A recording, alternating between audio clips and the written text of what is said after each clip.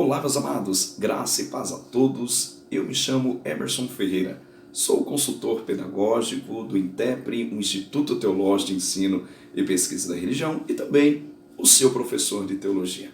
É muito bom tê-los conosco nesse reencontro. Nós já tivemos uma aula, a primeira aula desta nova disciplina, agora Introdução ao Antigo Testamento Bíblico, ainda falando a respeito de algumas matérias que se interrelacionam.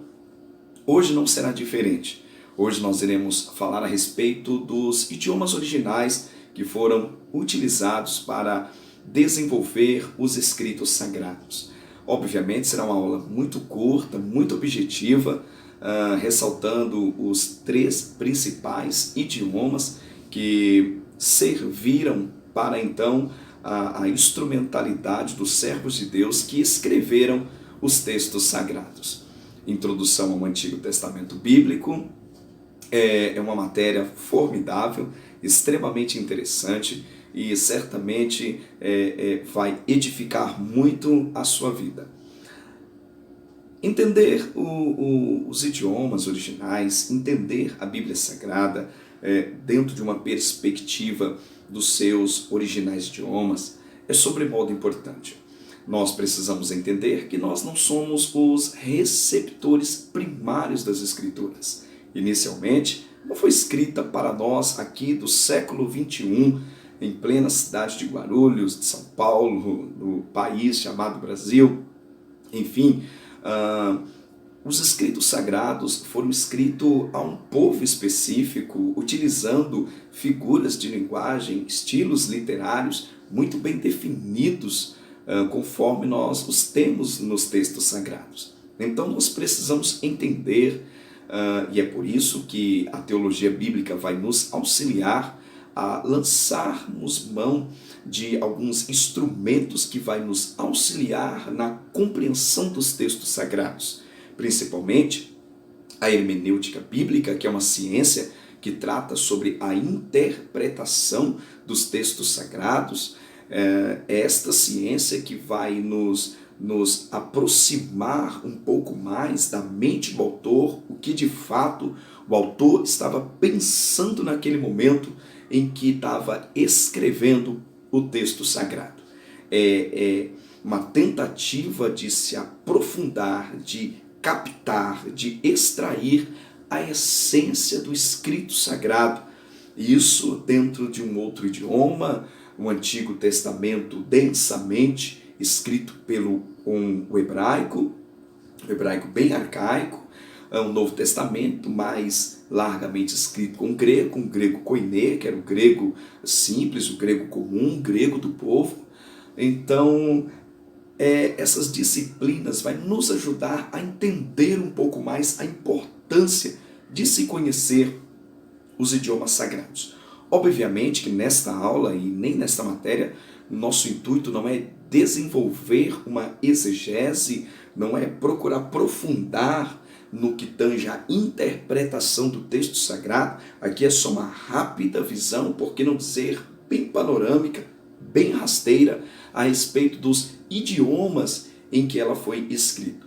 Respectivamente, nós estaremos lidando com matérias mais técnicas, mais precisas, que vai nos auxiliar no processo de interpretação do texto sagrado, passando necessariamente pela descoberta, pelo manuseio, pela compreensão dos seus idiomas originais. Então, exatamente sobre isso que nós iremos falar, basicamente quais foram os idiomas utilizados pelos autores para nos escrever os escritos sagrados. Todos nós sabemos que o Antigo Testamento Bíblico, que é a primeira parte do texto sagrado, é aquela que nós comumente o chamamos de Antigo Concerto ou Antiga Aliança. Estes livros que, respectivamente, também estão na Taná. A Taná é a Bíblia hebraica do judeu, que contém 22 livros. Não se preocupe, porque a nossa tem 39 livros, mas são os mesmos livros que estão na Taná hebraica, são os mesmos que estão no cânon protestante. O que vai diferenciar é a disposição com que esses livros se encontram. O que nós precisamos saber é que o idioma largamente utilizado entre os judeus no período da escrita é chamado de hebraico. O hebraico bíblico. Certamente uma gama significativa de porções dos escritos ou dos manuscritos originais do Antigo Testamento bíblico, eles estão todos em hebraico. Aliás, hebraico era uma língua muito próxima do povo. Alguém vai dizer que hebraico era a língua sagrada do povo. Conforme você vê aí no seu smartphone, hebraico é chamada no Antigo Testamento de a língua de Canaã. Isaías 19, versículo 18, e língua judaica em uma gama significativa de textos do Antigo Testamento bíblico. O que nós precisamos entender é que o hebraico ele faz parte de um grupo chamado Grupo de Línguas Semítica. O hebraico é muito próximo do aramaico, do fenício e também de um idioma chamado de ugarítico. Esses idiomas fazem parte de uma mesma classe, fazem uma parte de um mesmo contexto histórico, de uma mesma região.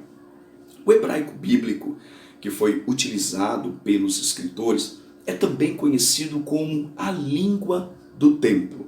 Geralmente, dentro do templo, não se pronunciava outro idioma que não fosse o hebraico, principalmente nas leituras dos textos sagrados, pois todos estes estavam originalmente também no hebraico.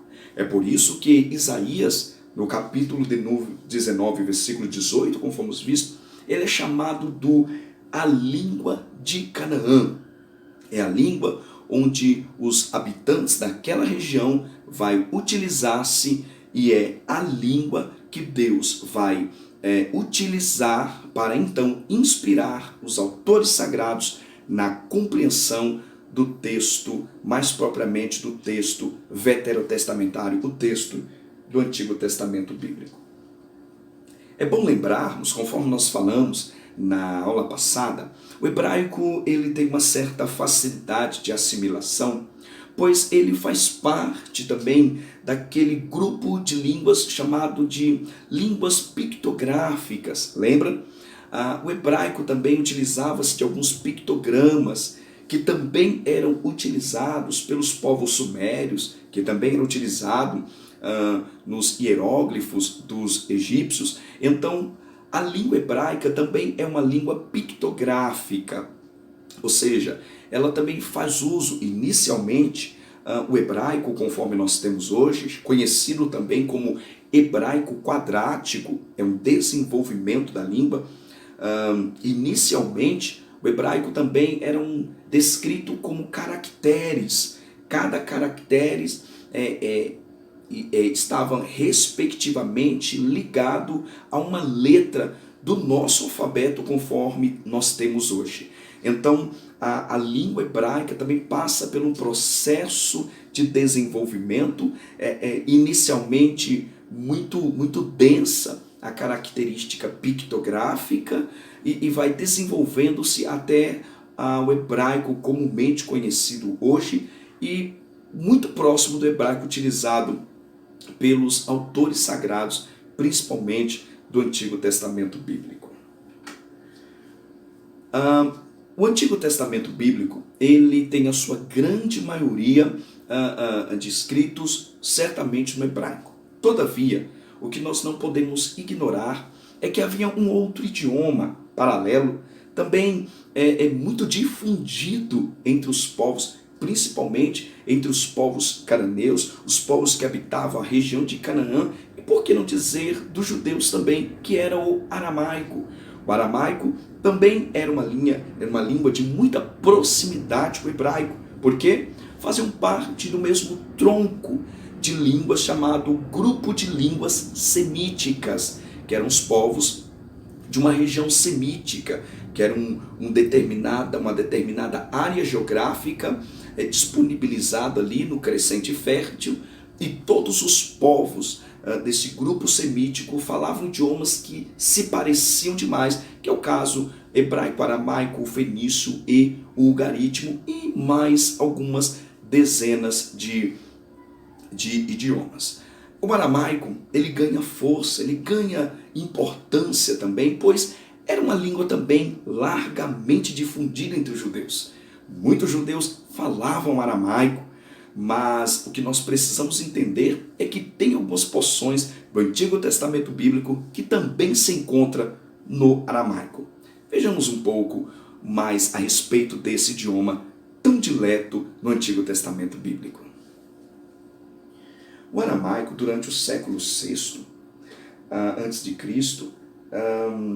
se tornou a língua geral de todo o Oriente Próximo. Seu uso generalizado se refletiu nos nomes geográficos e nos textos bíblicos de Esdras, capítulo 4, 8 a 6, até o capítulo de número 6, versículo 8. E também está presente no capítulo 7, do versículo de número 12 até o versículo de número 26. Pelo fato de ser o aramaico a língua oficial do Império Persa, o versículo em Jeremias, no capítulo 10, versículo 11, também se encontra no aramaico, onde há a citação de um provérbio aramaico e uma parte relativamente grande do livro de Daniel, capítulo 2, versículo 4, até o capítulo 7, versículo 28, onde o aramaico é usado, provavelmente por ser uma seção inteira que trata das nações do mundo. O aramaico, como uma língua oficial dos povos semíticos, e por que não dizer dos povos que estavam ali no Crescente Fértil, o aramaico era muito difundido na Babilônia, na Assíria, na Síria, e ele ganha projeção principalmente no período do domínio persa. Os persas se tornou um grande império vindo a sucumbir os gregos. Nós temos os registros desse crescimento, dessa expansão do Império Persa, registrado nos textos sagrados. Aliás, é na expansão do Império Persa em que o povo judeu é liberto através da instrumentalidade do rei Ciro, que era um rei dos medos e dos persas. É neste período que há um desenvolvimento absurdo do idioma aramaico. O aramaico sempre foi um idioma muito presente entre os povos semíticos e também entre os povos, os habitantes de Canaã. Os judeus, boa parte deles, os que habitavam na região de Canaã, falavam costumeiramente o aramaico. Alguém vai dizer que o hebraico era a língua do templo, era a língua da Torá, era a língua dos sacerdotes. Agora, o aramaico era a língua do povo, era a língua do dia a dia. O aramaico ele foi crescendo, foi se expandindo, dado também ao crescimento das nações ímpias. Por exemplo, na Babilônia havia um domínio, havia um exercício absurdo do idioma aramaico. Se você perceber o registro histórico, a nação de Israel, que foi levado cativo no ano 586 a.C. e foi deportada para a Babilônia, há um fato curioso. Lá na Babilônia já se falava como idioma praticamente oficial o aramaico. Percebe que os judeus eles são tão submergidos, eles são tão influenciados pelo idioma, que pouco a pouco eles vão perdendo o contato com o hebraico e vão aproximando-se do aramaico. Uma vez que não tinham mais os sacrifícios no templo, uma vez que não havia mais vida devocional dentro do templo, a leitura da Torá foi se tornando um elemento cada vez mais distante do povo, dado ao seu novo ambiente existencial que era a Babilônia. Eles foram desaprendendo a falar o hebraico e passando a adotar como seu idioma oficial o aramaico. Se você perceber, no retorno do povo cativo, naquela grande assembleia presidida por Esdras, isso já no período pós-exílico, todos os que saíram de Babilônia, eles já traziam consigo muito forte o idioma aramaico. Eles já não entendiam com muita facilidade o idioma hebraico, mas as escrituras sagradas estavam no hebraico. É curioso, porque quando Esdras vai fazer a leitura, é solicitado um intérprete para interpretar o que estava no hebraico da Torá para o aramaico, que era a língua do povo. Praticamente eles trocaram de idioma, ou deixaram de utilizar o hebraico e adotaram oficialmente o aramaico.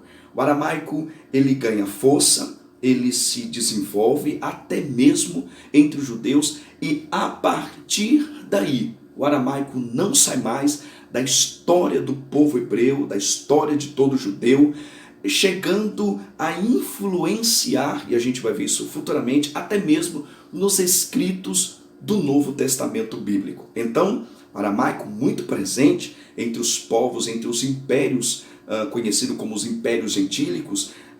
Os persas utilizavam muito, os babilônicos também utilizavam largamente desse idioma conhecido como idioma aramaico. O que nós precisamos entender também a respeito do idioma aramaico é que o aramaico era a língua comercial do mundo antigo.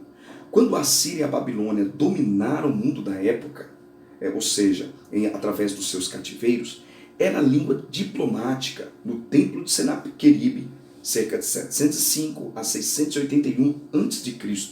Depois do cativeiro babilônico, 500 anos antes de Cristo, tornou-se a língua comum daquela religião. Então percebe, irmãos, que dado a expansão territorial das nações gentílicas, como a Síria e principalmente Babilônia, o aramaico ele passa a ser o idioma adotado naquela religião e automaticamente influenciando os povos a quem eles subjugavam. Com os judeus não foram diferentes. Todo povo subjugado era quase que obrigado a abandonar o seu idioma materno e abraçar, então, idioma comumente falado dentro do império dominante. É importante também você entender a respeito do aramaico, é que as línguas semíticas, elas também foram usadas na redação do Novo Testamento bíblico, em especial o aramaico. Na verdade, Jesus e seus discípulos falavam aramaico, sua língua materna, tendo sido essa a língua falada por toda aquela região na época. Aí você vai entender os profundos impactos dentro da comunidade judaica do idioma então difundido no período da expansão comercial e territorial dos impérios gentílicos, mais propriamente os babilônicos e os persas. Obviamente que depois os persas, no período interbíblico, eles são sucumbidos pelos gregos. A partir daí o grego é a língua oficial e mundial, mas nas comunidades israelenses ou nas comunidades judaicas vai imperar o então aramaico, passando a ser adotado como a língua praticamente materna, uma vez que o aramaico sempre foi uma língua do grupo semítico, muito próximo do hebraico. Então, as similaridades entre o aramaico e o hebraico são praticamente línguas co-irmãs, mas que a partir do domínio babilônico, então o idioma aramaico ele é praticamente absorvido por toda a cultura e toda a comunidade judaica, principalmente no Novo Testamento bíblico. Certamente, Jesus e seus discípulos, eles falavam o aramaico e não o hebraico, como muitos acreditam.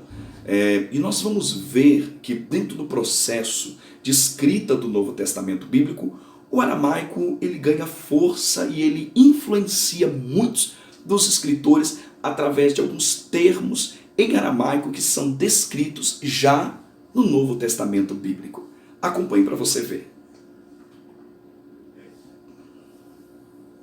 Percebam que as expressões como Talita Cumi, que está em Marcos capítulo 5, verso 41, Eli, Eli, lama sabachthani, que está em Mateus capítulo 27, verso 46, Maranata, uma expressão utilizada pelo apóstolo Paulo em 1 Coríntios 16, 22, Abba Pai, também empregada pelo mesmo apóstolo na carta de Paulo aos Romanos, capítulo 5, verso 15, e também ele vai utilizá-la em Gálatas, capítulo 4, versículo de número 6, percebam que essas expressões estão em aramaico. Daí vocês entendem como os escritores do Novo Testamento bíblico, embora nós vamos falar isso um pouquinho mais à frente, largamente utilizado como grego para a redação do Novo Testamento bíblico, mas o aramaico tem forte influência nos escritores do Novo Testamento bíblico. Aliás, o aramaico era a língua de Jesus e provavelmente dos discípulos e dos escritores que vieram posteriormente, a exemplo, Paulo empregando termos como Abba Pai, termos como Maranata, que eram termos cunhados propriamente aramaicos. Amém, queridos? Vamos avançar um pouquinho mais e falar a respeito do grego, o grego koiné, o grego do Novo Testamento. A língua em que se escreveu o Novo Testamento foi o grego. Até fins do século XIX, cria-se que o grego do Novo Testamento, que é chamado também de grego helenístico, que era o grego koiné, o grego comercial ou o grego comum, era a língua especial do Espírito Santo, mas, a partir de então, essa língua tem sido identificada como um dos 5 estágios do desenvolvimento da língua grega. Meus amados, o Novo Testamento bíblico ele está dentro de um pano de fundo histórico que a gente precisa entender. Assim como os habitantes da região ali da Palestina foram fortemente influenciados no tocante à língua pelos babilônios, passando a utilizar o aramaico como seu idioma materno. Isto também vai acontecer com o grego. Os gregos eles subjugam os medos persas no período interbíblico, que são os 400 anos de silêncio profético, e a partir daí Alexandre o Grande é o responsável por disseminar não apenas o idioma, mas toda a cultura grega por todos o vasto império em que os gregos dominavam. Os romanos são influenciados pela cultura grega, mesmo os romanos subjugando os gregos, eles não conseguem livrar-se da cultura grega. O processo de helenização, o que vem a ser helenização? É o processo de inserção da cultura grega nas demais culturas, inclusive na cultura e na religião judaica. A religião judaica é muito influenciada pela cultura grega, e isso a gente vai ver através de alguns rabinos, de alguns mestres da lei, que eram conhecidos como judeus helenistas, influenciados pela cultura grega. O Novo Testamento bíblico, ele nasce sobre um outro pano de fundo histórico e social, muito bem diferente daquele que termina falando Malaquias. É um outro judaísmo, é um outro povo, é uma outra cultura dominante. Eles terminam o livro de Malaquias, ainda saindo daquele processo de cativeiro dos babilônicos, mas o Novo Testamento bíblico renasce sobre um outro prisma. Já não é mais um ambiente pós-babilônico, mas já é um ambiente pós-helenístico, ou um ambiente helenístico propriamente dito. O que é isso? Fortemente influenciado pela cultura grega. Consequentemente, esse idioma vai influenciar os redatores do Antigo Testamento bíblico utilizando o chamado grego koiné para escrever os seus escritos sagrados. Sobre o idioma grego, é importante também você saber que o aparecimento providencial dessa língua, ao lado de outros desenvolvimentos culturais, políticos, sociais e religiosos, ampla rede de estradas, progresso, etc., durante o século I a.C., fica implícito na declaração de Paulo, mas vindo à plenitude dos tempos, Deus enviou seu Filho, nascido de mulher, nascido sob a lei, Gálatas capítulo 4 e verso 4. Queridos, alguém vai dizer que o processo de helenização foi também uma manifestação soberana e sobrenatural de Deus. A cultura grega estava dissipada, disseminada por praticamente toda a terra. Então ficaria muito mais fácil a difusão e a ampliação da mensagem do Evangelho de Jesus Cristo, uma vez que em muitas partes, em uma parte significativa do território, o idioma que se falava não era o latim dos romanos, mas sim o grego dos gregos, que foram difundidos através de todo o processo helenista no período interbíblico. Então é importante você entender que toda a construção histórica, toda a construção cultural no período interbíblico, antes do Novo Testamento bíblico, elas diretamente contribuem para o crescimento e avanço do Evangelho de Jesus Cristo.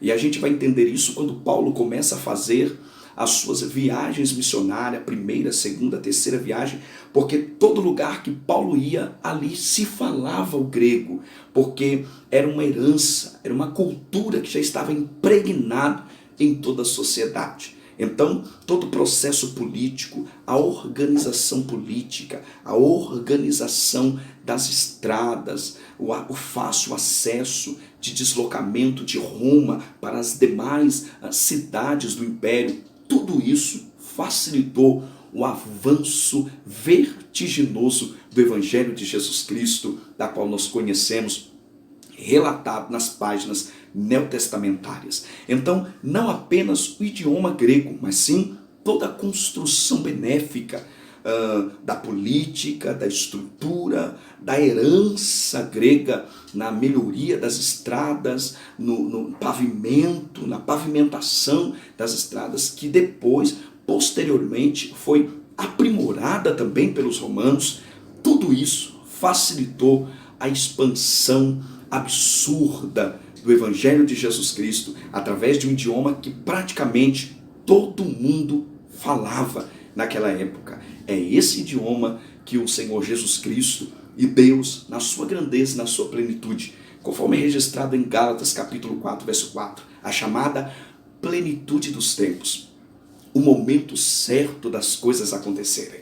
É exatamente isso que acontece, glória a Deus. Então, a gente precisa entender que todas as coisas, toda a construção histórica, cultural, desenvolvimento, pavimentação, tudo isso vai contribuir para a disseminação do Evangelho de Jesus Cristo e principalmente através de um idioma que todos falavam naquela época. Este é o grego comumente conhecido. Não é o grego técnico, não é o grego sofisticado, é o grego chamado de grego koiné, que era o grego comum, largamente utilizado no comércio. É o grego que o povo entendia. Não é o grego dos grandes filósofos, os estoicos e os epicureus. Não é o grego dos grandes pensadores que vivia no Areópago, em Atenas, em Corinto. Não, mas era o grego comum, o grego do povo. Por isso, o Evangelho ganha força, porque o Evangelho e os escritos sagrados estavam dentro de um idioma que todos podiam ler com muita facilidade. Glória a Deus por isso.